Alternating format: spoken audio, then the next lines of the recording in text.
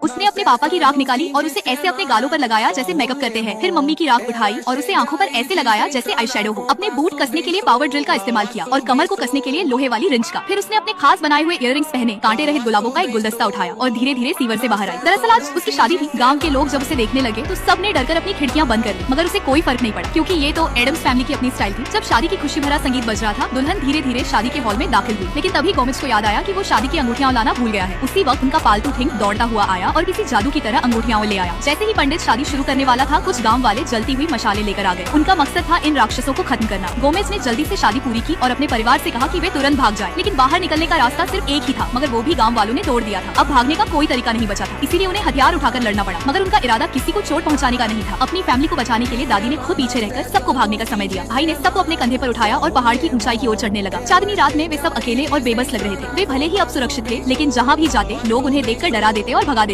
तब गोमेज ने अपनी पत्नी से वादा किया कि वो उनके लिए एक सुरक्षित घर जरूर ढूंढेगा और इस तरह उनका सफर शुरू हुआ अपने नए घर की तलाश में। जब थिंक म्यूजिक बजा रहा था, तभी एक आदमी सफेद कपड़ों में अचानक सामने आ गया। थिंक समय पर रुक नहीं पाया और सीधे जाकर उससे टकरा गया। वो सब जल्दी से गाड़ी से उतरे और उसकी हालत देखने लगे। गोमेज ने उसके कपड़ों से समझ लिया कि वह आदमी मानसिक रूप से ठीक नहीं है। तभी मोर्टिशिया की नजर पहाड़ की ऊंचाई पर एक सुनसान पुराने किले पर पड़ी। क्या यही उनका नया घर बन सकता है? लेकिन तभी वो मरा हुआ आदमी जिंदा हो गया।